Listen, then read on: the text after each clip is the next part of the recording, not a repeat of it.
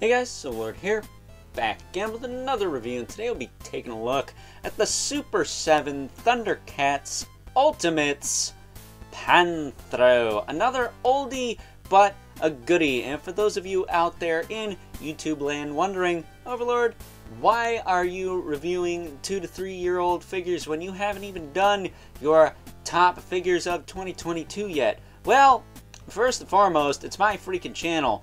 And second, it's my party, and I'll cry about 2 to 3 year old figures if I want to. Thank you very much. But with all that being said, before we get into the meat and taters of this review, since I no longer have the packaging for this figure, let's first take a look-see at his accessories, starting off with this alternate kind of snarling open mouth head. Now, I do believe there is a glowy eye head out there, and I actually do want to get that at some point. So if anyone's got one of those, hit me up, because I definitely am interested in having that. That said, as far as the rest of his accessories go, he does come with a pair of grip hands with this style hinge in them, which ain't really the right way for grip hands. And then, he also comes with a pair of grip hands. Wait, what? Yeah, I'm starting to sense a pattern here, because both this guy and Lino have this, I don't know if you want to call it issue or thing going on, where they both come with 2 pairs of grip hands with the same incorrect hinge in the wrist. So, not quite sure what's up with that. Curious if these were meant to be fists, but either way, he's got 2 pairs. If you lose one, well, you should be covered. And if you lose another, well, then you're a goofball. Moving on from the hands, though, you of course get his mighty nunchucks, complete with metal chain. Which is really nice. I like that a lot. You can swing it around and hit all kinds of things in the face. Most likely the accessory I will be displaying mine with. And then you also get a nunchuck handle. But no nunchuck handle is complete without spinny nunchuck effect. Oh yeah! Which this can plug into this like so. And then, whee! It's like a fidget spinner for morons. Either way, my immaturity aside, he does come with that. Then he also comes with a pair of goggles, which we'll put on him for right now.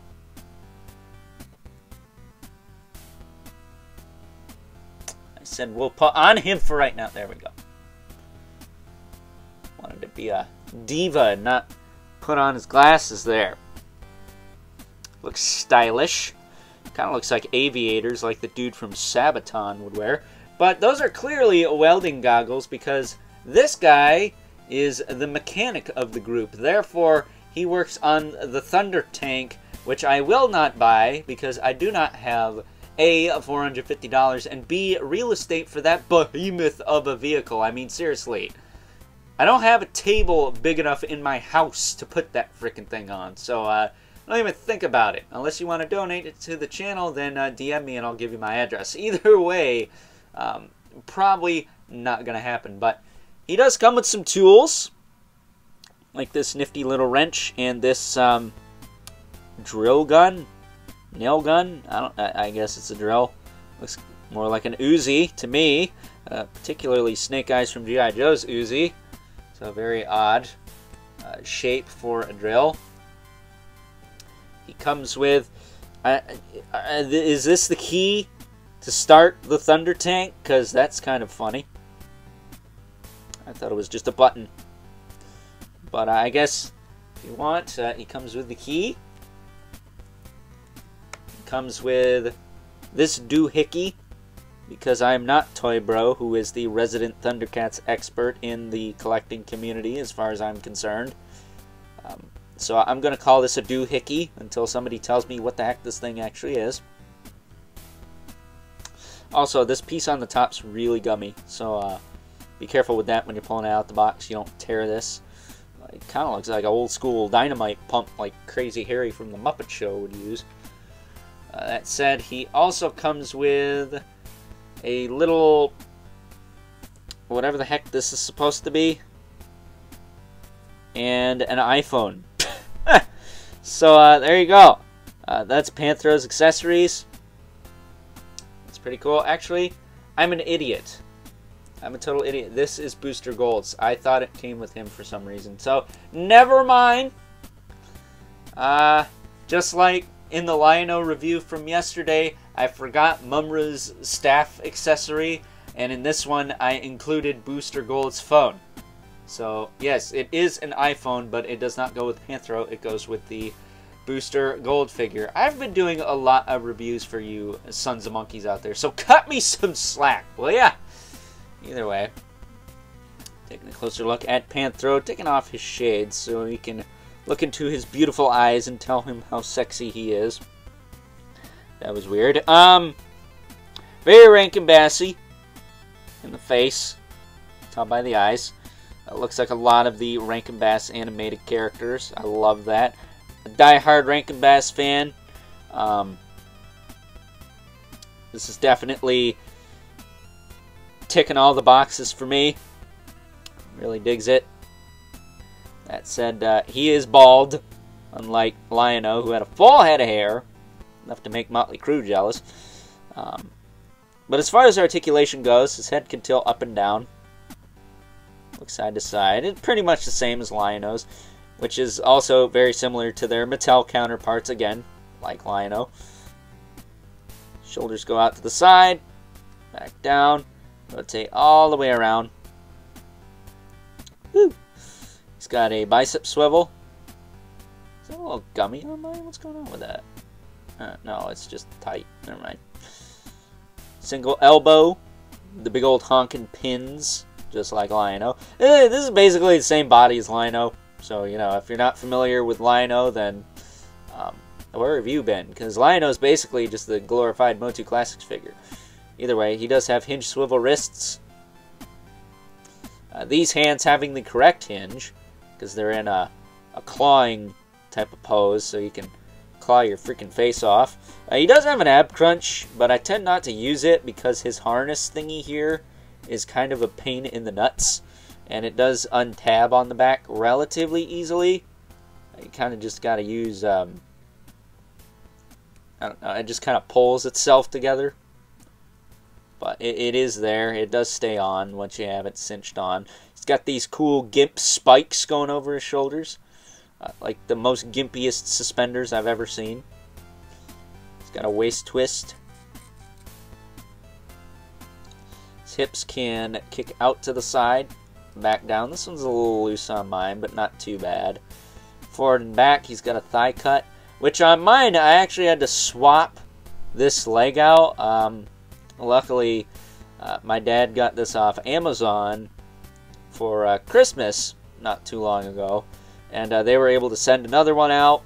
I was able to swap the leg on because the other one, the neck kind of ball was stuck because, you know, Super7 uses this very poorly engineered neck joint for that ball peg. It's just like a hinge, but the hinge is so deep in the neck when it's stuck, you can't really crack it. That, and there was like a big old gash, a mold flash right underneath where his head would go. So I just swapped the leg out at the thigh cut. Relatively easy to do. And called it a day. That said, I should mention this is version 2 of Panthro. So he has the corrected trunks. I'm probably going to put that in the title of the video anyways. But just so you know, he's got the correct kind of dark blue trunks instead of the light blue trunks that the first edition had. That said, he does have a thigh cut, single knee. Unlike Lion-O, he doesn't have like a ball hinge ankle or a boot cut or anything, which is fine because the boot cut would have broke the sculpt, but he clearly could have had like a ball hinge ankle because there's like the perfect seam to put a cut down here, make this a separate piece. But they didn't do that for whatever reason. So he's a little bit more limited than his cohorts, but he does still have the hinge in the foot with the rocker. That's not too steep. And on this side, the ankle joint was very gummy.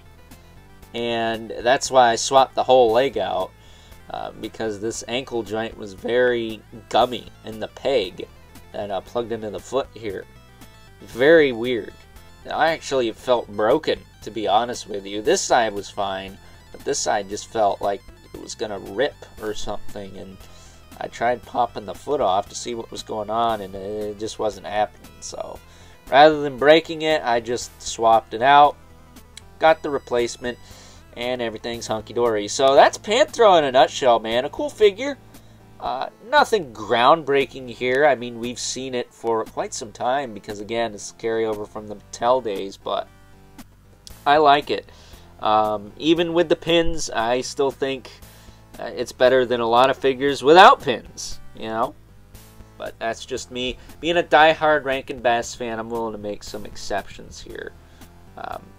The one thing I won't accept is that I can't believe I thought this guy came with an iPhone. That is really friggin' stupid. But again, I've been working overtime on videos for you guys lately, so, you know, give a guy a break. At least I caught it during the video and made myself look like a doofus, but realized it. You know, not everyone does that, okay? I'm just saying. So, with that being said, before this review drags out any longer than it already has, let's now move on and take a look at how this guy scales with our two regulars for size comparisons to keep things short and sweet as usual. And as promised, here is Panthro alongside our two regulars, the Mythic Legions Brother Mandibulus, Limit Spawn, who as usual towers over everyone, and unlike Lion-O, Panthro here clearly does not have a full-blown head of hair to make him seem like he is neck and neck with good old Al Simmons here. So, with that being said, time to wrap things up with some final thoughts. Overall, and much like Lion-O, even with the big old honkin' pins look going for him, I still think that good old Panthro here is a very solid figure through and through, and an excellent addition to anyone's Thundercats collection, especially if you missed out on the older Mattel release or passed on the first release of this guy from the fine folks over at Super7. This version 2 edition of Panthro here is, at least in my opinion, the best Panthro action figure we've ever gotten, hands down. I think it comes with all the accessories you could want, and even some that maybe you weren't expecting and aren't exactly gonna use, like me, because I sure as heck don't have the real estate for a big old honkin' thunder tank. I don't know about you, but